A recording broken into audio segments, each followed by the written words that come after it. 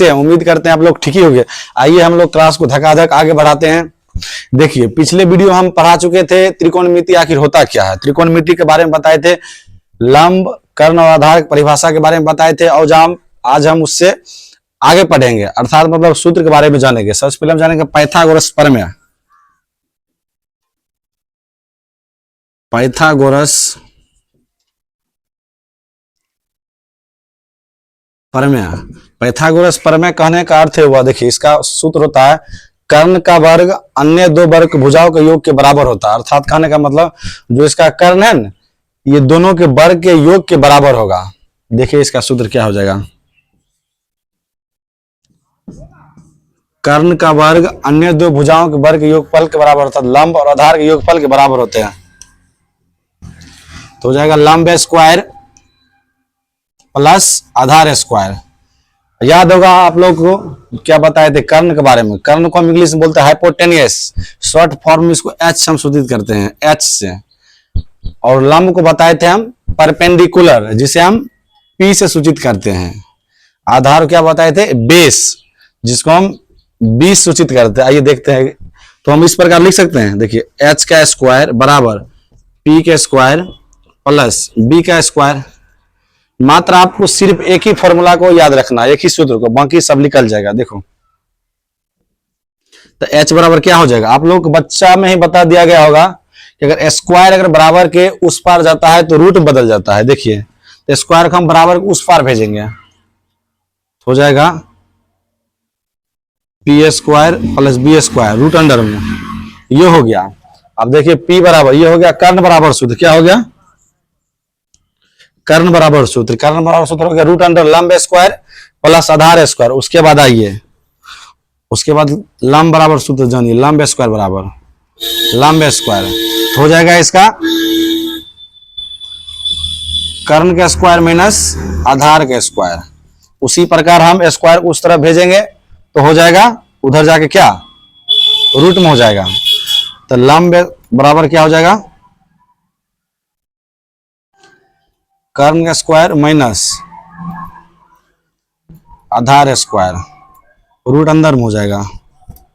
और उसके बाद क्या जाने जो बच गया, उसके बाद बच गया आधार, क्या बच गया, आधार स्क्वायर। तो आधार स्क्वायर फॉर्मूला हो जाएगा रूट अंडर कर्ण square plus sorry root under कर्ण स्क्वायर माइनस लंब स्क्वायर, कर्ण स्क्वायर माइनस लंब स्क्वायर। आधार बराबर क्या हो जाएगा सूत्र, रूट अंदर कर्ण का स्क्वायर माइनस लंब का स्क्वायर।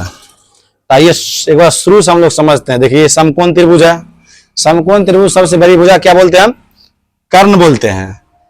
थीटा के सामने वाली भुजा को हम लंब बोलते हैं, जो बाकी बच गया उसे बोलते हैं हम आधार।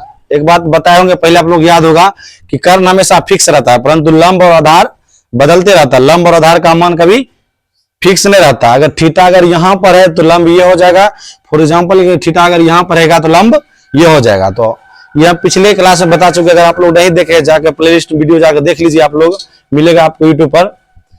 अब आज हम बताएं पाइथागोरस प्रमेय। पाइथागोरस प्रमेय का मतलब हुआ, देखिए क्या, कर्ण का वर्ग अन्य दो भुजाओं के वर्गों के योगफल के बराबर होता है। अर्थात कर्ण स्क्वायर बराबर हो जाएगा लंब स्क्वायर प्लस आधार स्क्वायर, जिससे हम देखिए कर्ण को हम हाइपोटेनियस बोलते हैं, शॉर्ट फॉर्म एच लिख सकते हैं। और लंब को क्या बोलते हैं, परपेंडिकुलर, इसे शॉर्ट फॉर्म हम क्या लिख सकते हैं, पी लिख सकते हैं।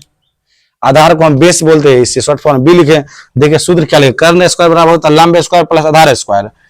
फिर हो जाएगा कर्ण बराबर, स्क्वायर का हम उस तरफ भेजेंगे तो रूट में बदल जाएगा, root under P square plus B square, अर्थात लंब स्क्वायर प्लस आधार स्क्वायर अंदर रूट में देखें।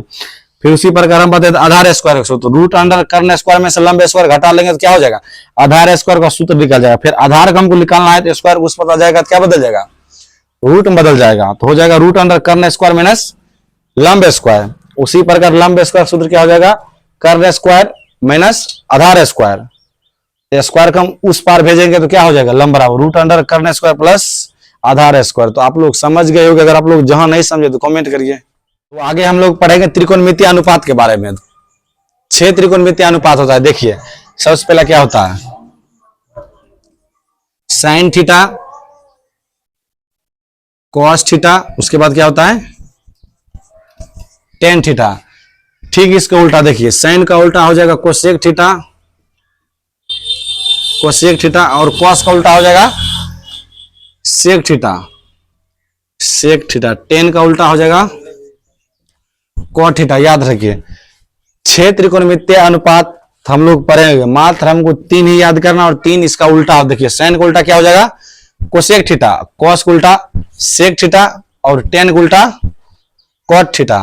मानिए देखिए साइन का पत्नी होगा कोसेक, क्या हो गया, साइन का पत्नी होगा कोसेक, और कॉस का पत्नी हो गया सेक, और टेन का पत्नी हो गया कॉट।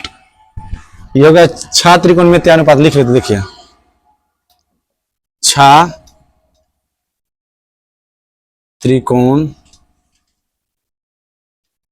मित्य, 6 त्रिकोणमितीय अनुपात। समझ गए होंगे। अगर आप लोग जहां नहीं समझे तो कमेंट करिएगा, अगले वीडियो में आप लोग का डाउट पूर्णतः क्लियर कर दिया जाएगा। तो आप लोगों का काम है सिर्फ इस वीडियो को दबा कर शेयर करिए, और अगले लेक्चर में हम लोग देखेंगे टाइप के बारे में, कितने टाइप का फॉर्मूला होता है। धन्यवाद। वीडियो को शेयर करिए जितने भी ग्रुप है।